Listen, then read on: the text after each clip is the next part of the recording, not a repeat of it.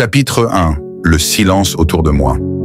Je suis vivant, mais c'est comme si je n'existais plus. Autour de moi, tout est silence. Pas un silence apaisant. Non, un silence qui étouffe, qui fait mal aux oreilles, parce qu'il ne laisse entrer aucun rire, aucun mot tendre. Mon entourage le sait. Il se doute, mais personne ne parle. On évite les vrais sujets comme on évite un cadavre dans une pièce. Alors, on fait semblant. On parle de la météo, des courses, de ce qui ne compte pas. Et moi, je souris pour qu'ils ne voient pas que je meurs à l'intérieur. La vérité, c'est que je suis seul, vraiment seul. Il n'y a pas de message sur mon téléphone, pas d'appel, pas d'invitation à sortir boire un café, à partager un repas. Parfois, je regarde mon téléphone comme on regarde une bouée en mer. Mais l'écran reste noir. Personne n'a pensé à moi aujourd'hui. Les journées sont longues. Le matin, je me lève et j'écoute. Le vide.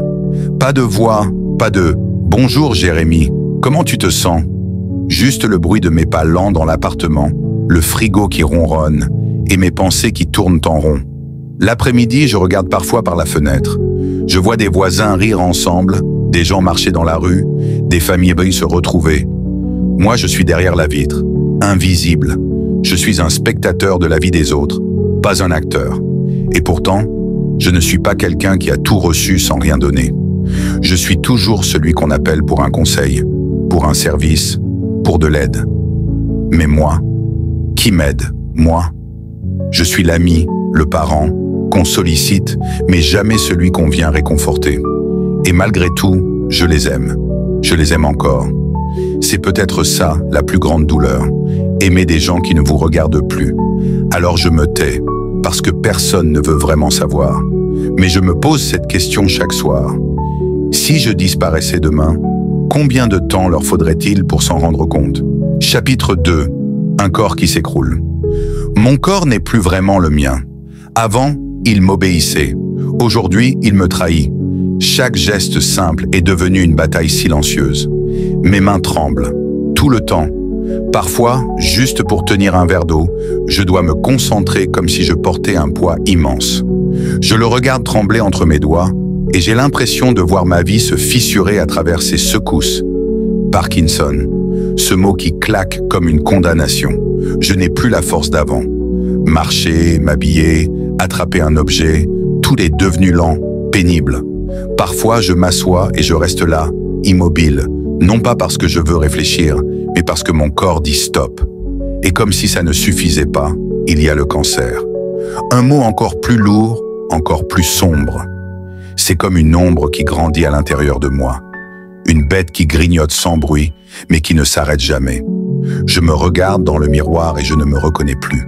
Ce visage fatigué, ces cernes, ce regard qui a perdu sa lumière.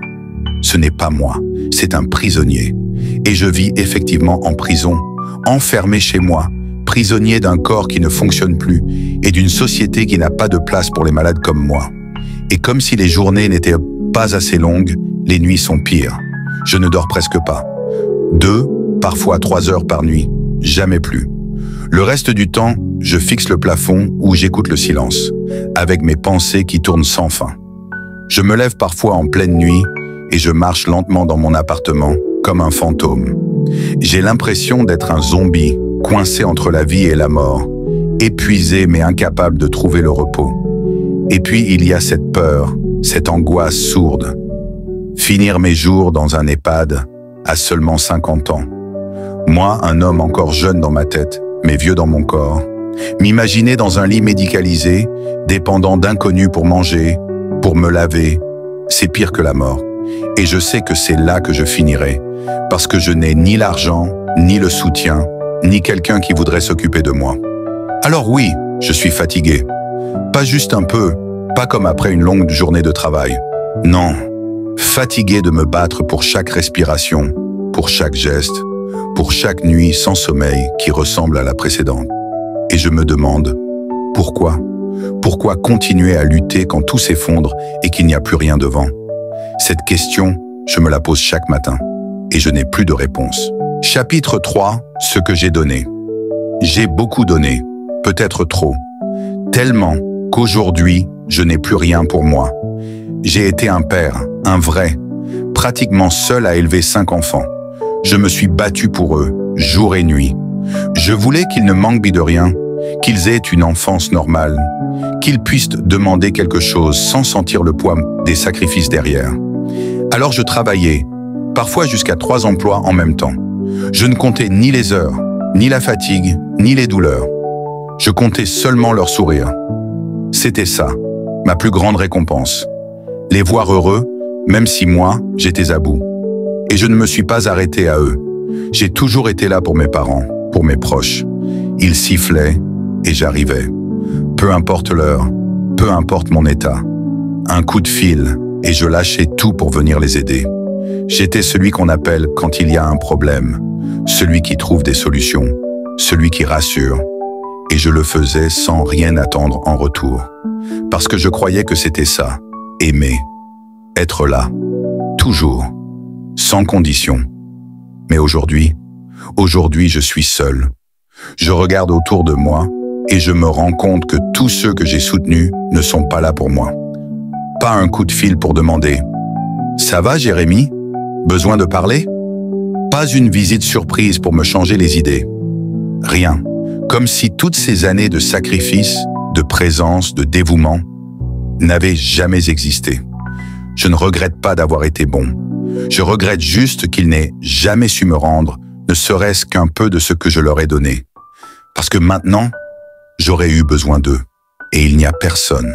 Parfois, je me demande si j'ai eu tort d'aimer autant les autres. Parce que je me suis oublié moi-même. Et aujourd'hui, c'est moi qui tombe. Et personne n'est là pour me relever. Chapitre 4. Ce que j'aurais voulu. Je n'ai jamais rêvé de richesse. Je n'ai jamais voulu des choses extraordinaires. Mes rêves étaient simples. Tellement simples que ça me fait mal d'y penser maintenant. J'aurais voulu vivre tranquille, sans cette angoisse permanente. Un petit foyer où je me sentirais bien, avec des rires, des discussions sans tension, des repas partagés. J'aurais voulu voir grandir mes enfants sans peur du lendemain, être là pour chaque étape de leur vie, les voir devenir adultes, les voir heureux, fiers de moi. Pas comme un père malade et usé avant l'heure, mais comme un père debout, solide, qui peut encore jouer, courir, les aider. J'aurais voulu être entouré. Pas de centaines de personnes, non. Juste quelques proches qui se soucient vraiment, qui m'appellent de temps en temps, qui passent me voir juste pour boire un café, pour rire, pour parler de tout et de rien. Un simple « Ça va, Jérémy ?» aurait suffi parfois pour me rappeler que j'existe pour quelqu'un. J'aurais voulu aimer et être aimé. Pas cet amour à sens unique, où je donne tout sans rien recevoir.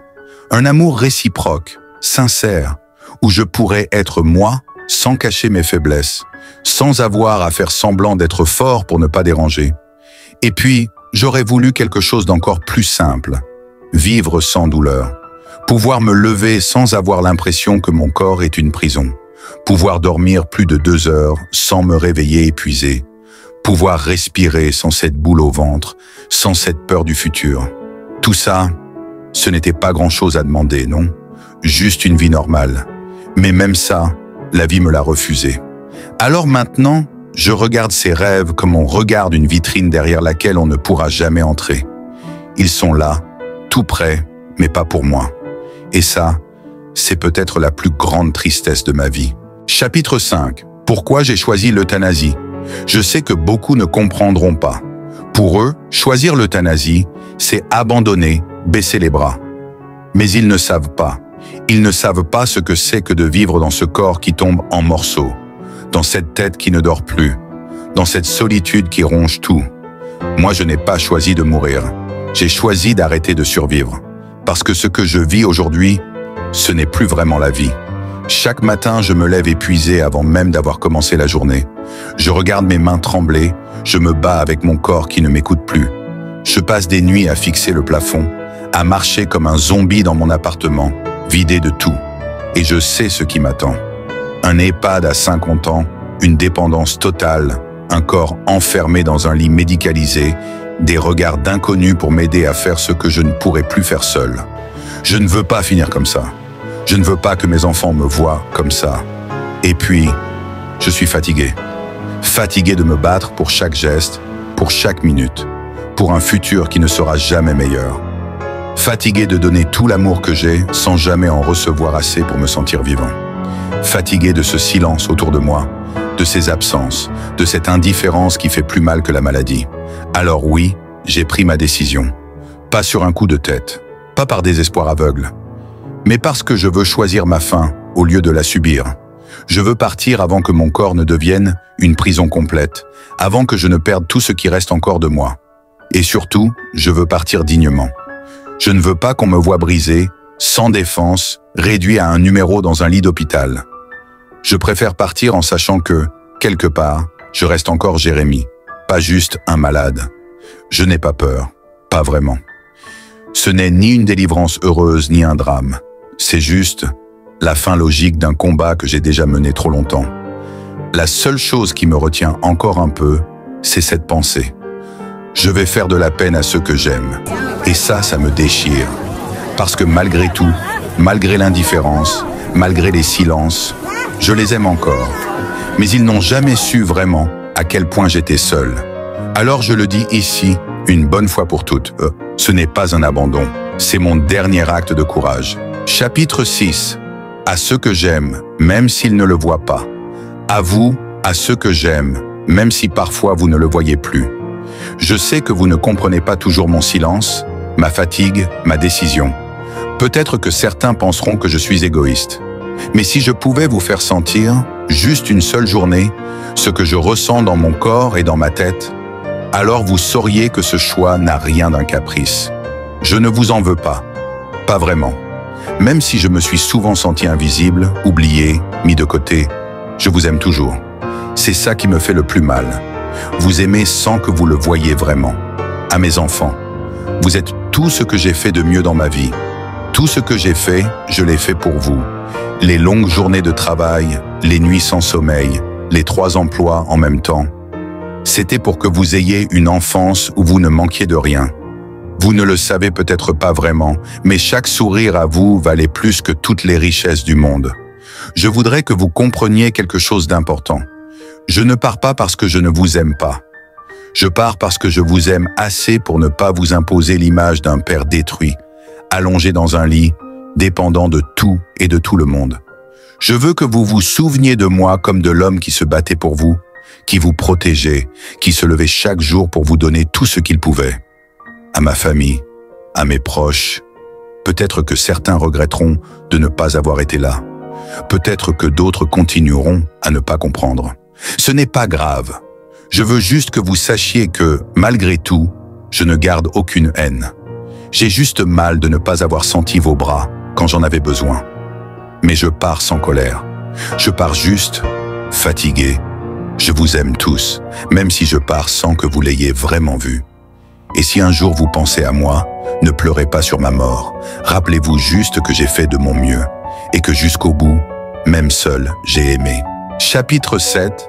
Ce qu'il restera de moi. Quand je partirai, beaucoup continueront peut-être leur vie comme si de rien n'était. Certains ne comprendront jamais vraiment qui j'étais. D'autres diront peut-être que j'ai abandonné. Mais moi, je sais la vérité. Et je veux qu'elle reste, quelque part, gravée dans ces mots. Ce qu'il restera de moi, ce ne sera pas seulement la maladie, pas seulement ma faim. Ce qu'il restera, ce sera tout ce que j'ai donné. Un homme qui s'est battu pour ses enfants, qui a travaillé jusqu'à 3 emplois pour qu'ils ne manquent de rien. Un homme qui a toujours répondu présent pour ses proches, même quand lui-même tombait. Un homme qui a aimé profondément, même quand cet amour revenait rarement vers lui. Ce qu'il restera aussi, ce sont ces mots. Ici, maintenant. Parce que j'ai décidé de parler, de dire la vérité, même si personne ne voulait vraiment l'entendre. Ces mots, c'est ma façon de ne pas disparaître complètement. C'est ma façon de dire « j'ai existé, j'ai aimé, j'ai souffert et j'ai eu le courage de choisir ma fin ». Peut-être que quelqu'un, un jour, tombera sur ces lignes ou sur une de mes créations. Peut-être qu'il lira ou écoutera ma voix et qu'il se dira « cet homme a été fort, même dans sa douleur ». Alors ce jour-là, même si je ne suis plus là, je vivrai encore un peu. Je ne laisse pas derrière moi des grandes richesses, des trophées ou des monuments. Je laisse quelque chose de plus discret, mais de plus vrai. Un cœur qui a battu fort, même quand personne ne l'entendait. Et ça, personne ne pourra me l'enlever.